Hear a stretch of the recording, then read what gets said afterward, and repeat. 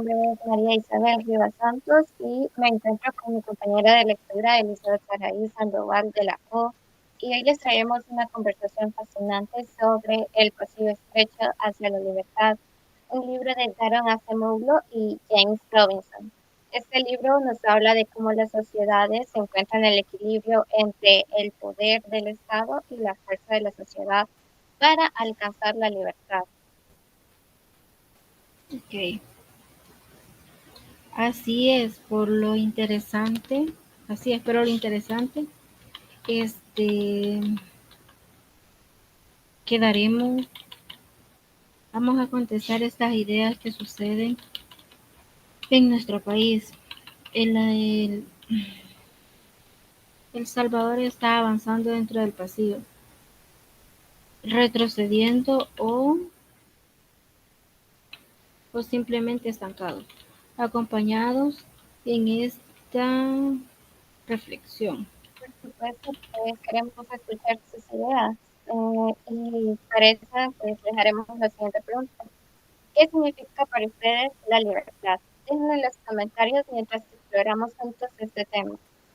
Primeramente, les daremos el concepto de lo que es el pasillo estrecho.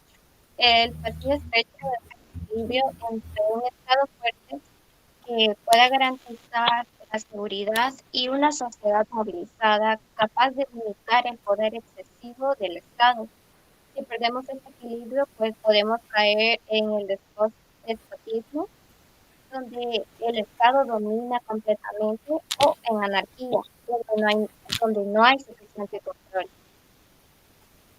Claro, pero este equilibrio no es fácil de lograr y mucho menos de mantener. Los autores explican que tanto el Estado como la sociedad deben estar en constante interacción para no desviarse de este camino estrecho.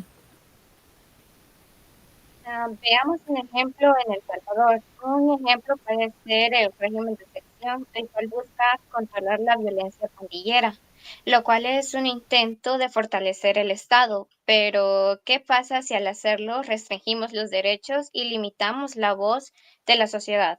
Pues podríamos estar acercándonos peligrosamente al despotismo.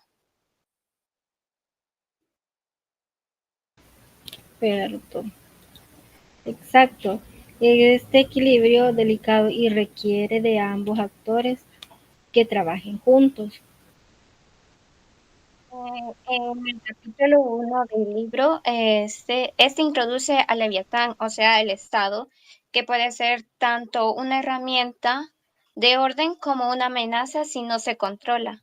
En El Salvador, pues hemos visto cómo se ha consolidado el poder en el Ejecutivo, especialmente con las reformas judiciales que han debilitado los contrapesos democráticos. Así es, así es. Esto nos lleva al capítulo 2, La Reina Roja, que nos muestra que avanzar hacia la libertad es un proceso lineal. En nuestro caso, la centralización del poder puede estar limitado a la movilización de la sociedad, algo esencial para mantener el equilibrio. En el capítulo 3, pues la voluntad del poder habla de cómo las élites buscan concentrar el poder. Esto las decisiones verticales del gobierno, como lo fue la implementación del Bitcoin, que impactó sin consulta ni preparación a sectores que son vulnerables. Claro, en el capítulo 4 explica cómo la desigualdad económica fuera del pasillo limitada y la capacidad de la sociedad para la movilización en El Salvador, la falta de acceso equitativa a educación y servicios básicos, fuera de la dependencia de ciertos sectores al Estado, dificultando su rol como contrapeso. La tercera europea del capítulo 6 refleja cómo las sociedades polarizadas como la nuestra tienen más dificultades para avanzar hacia la libertad. En El Salvador, los discursos políticos polarizantes dividen a la población en lugar de fomentar el consenso necesario para el progreso. Claro, así, por otro lado, el capítulo 7 nos recuerda cómo las narrativas culturales y religiosas pueden justificar y concentración de poder. Aquí el discurso oficial presenta al liderazgo fuerte como indispensable para garantizar estabilidad, pero esto puede limitar la participación activa de la sociedad. Estamos con El Salvador dentro del pasillo estrecho. Pues estamos en un momento clave que aunque hemos logrado avances en temas como la reducción de la violencia, estos han venido acompañados de una creciente concentración de poder y restricciones a las libertades democráticas. Claro, para mantener este pasillo necesitamos una sociedad más movilizada, capaz de exigir transparencia y rendición de cuentas. También necesitamos un Estado que sea inclusivo y garantice igualdad de oportunidades para todos. La libertad no es algo que se concede, es algo que se lucha y se construye día a día. ¿Qué opinan ustedes? ¿Estamos dentro del pasillo o nos estamos desviando?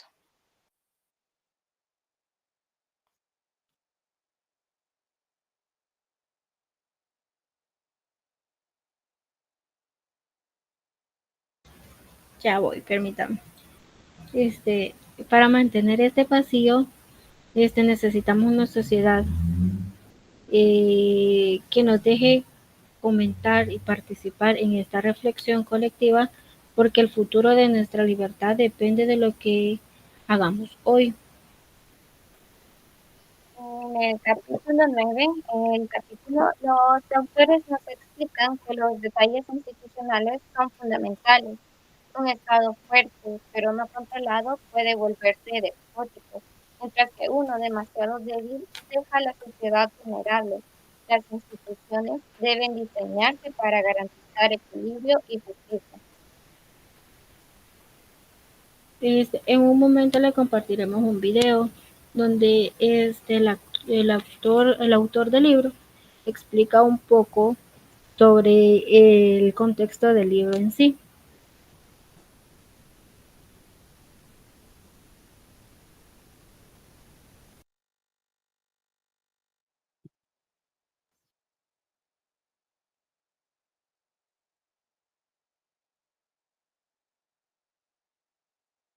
Los países. Buenas noches, profesor Robinson, un honor tenerlo con nosotros. Gracias. Su libro ofrece una visión histórica sobre el papel decisivo que juegan las instituciones en la prosperidad de las naciones y hace una distinción entre instituciones extractivas e inclusivas. ¿Cuál es la diferencia? Well, inclusive institutions are institutions that create incentives and opportunities for people in society to do all the things that economists know make a country prosperous, to invest in capital, in education, innovation, adopting technology, starting businesses. Economists know what makes a society economically successful, but the difficult thing is just creating structures, institutions, rules which incentivize and give opportunities to people to kind of do all of those things. So inclusive institutions are institutions that create those incentives and opportunities, and extractive institutions are institutions that block, that don't create incentives and don't create opportunities.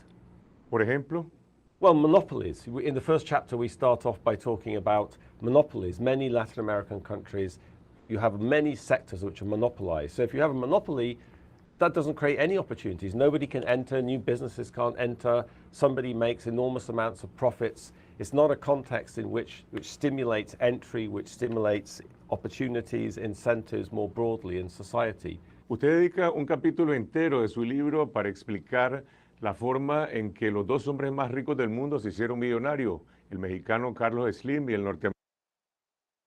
Hoy quiero contarte una realidad que muchos de nosotros no hemos vivido nunca. Un invierno lejos de casa. Este americano Bill Gates. ¿Por qué es esto relevante?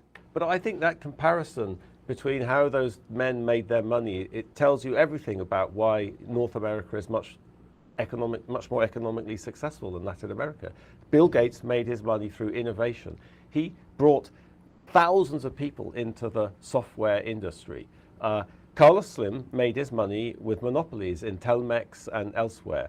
And according to the OECD, that reduced national income in Mexico. So it's not just a matter of Carlos Slim taking money from Mexicans. It's a matter of, he does that, but he also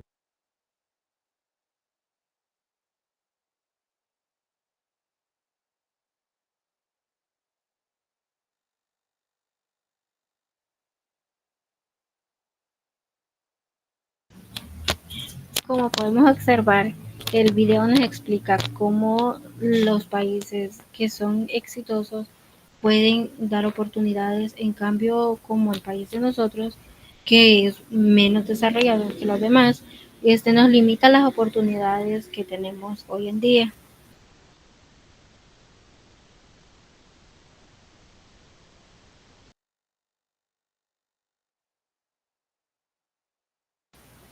Así continuaremos con la presentación.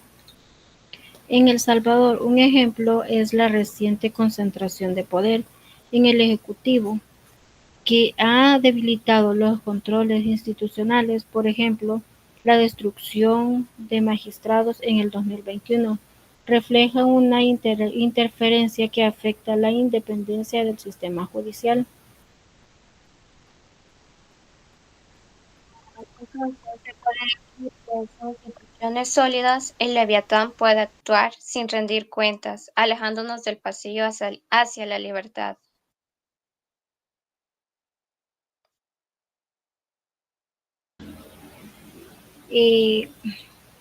Este capítulo nos lleva a la reflexión sobre cómo las sociedades que fallan en controlar al Leviatán terminar en estos estancamientos.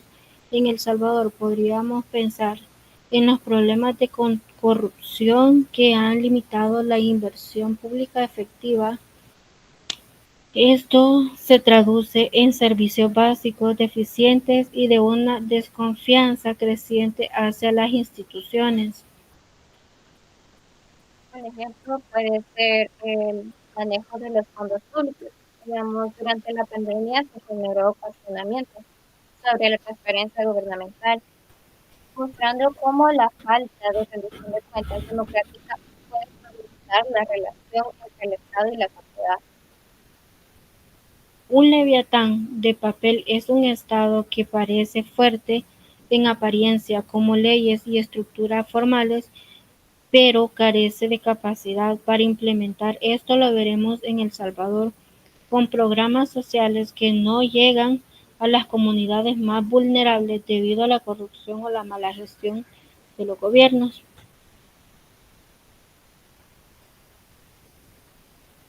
Además, muchos políticos públicos en nuestro país carecen de enfoque participativo, lo que limita su efectividad. Esto refuerza la desconexión entre las leyes escritas y su impacto real en la vida de las personas.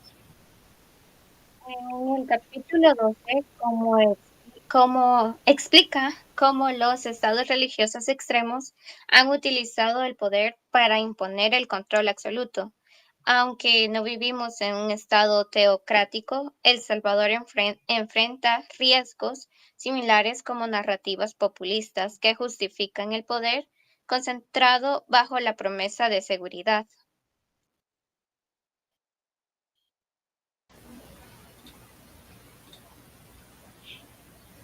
En el capítulo 13, los autores describen a una reina roja, fuera de control. En términos salvadoreños, esto podríamos decir que refleja en la polarización política, donde las instituciones se convierten en una herramienta para perpetuar el poder en lugar de equilibrarlo. Un ejemplo reciente es el uso de la Asamblea Legislativa para aprobar leyes que consolidan el control ejecutivo. Estos capítulos nos advierten de los peligros de un leviatán sin control. La sociedad debe permanecer vigilante y movilizada para así evitar estos excesos de poder. Los capítulos finales son una llamada de esperanza. En el pasillo, el Estado y la sociedad no solo se enfrentan, también cooperan para poder generar un desarrollo sostenible, pero esto requiere que ambos actores trabajen juntos constantemente. Sin embargo, en El Salvador, un ejemplo positivo podría ser el crecimiento del sector emprendedor, donde las pequeñas y medianas empresas, en alianza con algunas instituciones públicas, están creando el empleo y oportunidades. Sin embargo, esto necesita un entorno político y económico que establezca para prosperar. Por supuesto, pero vivir con el Leviatán significa que hay que aceptar que el equilibrio es dinámico. La libertad no es un destino final, sino un proceso continuo de negociación entre Estado y sociedad. Así es, en El Salvador esta es una encrucijada para avanzar dentro del pasillo estrecho hacia la libertad. Necesitamos fortalecer nuestras instituciones y reducir la desigualdad y promover un diálogo inclusivo entre el Estado y la sociedad. Exactamente. Entonces, la libertad, como ya lo habíamos dicho, no se concede, se construye colectivamente. Queremos saber pues su opinión, haciéndoles algunas preguntas. ¿Cómo crees que podemos mantenernos en este pasillo estrecho? Otra puede ser, ¿qué podemos hacer como ciudadanos para exigir un mejor equilibrio entre el Estado y la sociedad? Claro, así te pedimos que dejes tus ideas en los comentarios y únete a nuestra reflexión, porque el futuro de nuestra libertad depende de nosotros mismos. El Salvador y el pasillo estrecho hacia la libertad, juntos podemos construir un camino hacia un futuro más libre y justo. El Salvador y el pasillo estrecho hacia la libertad, un camino que recorremos juntos. Con esto cerramos nuestro video.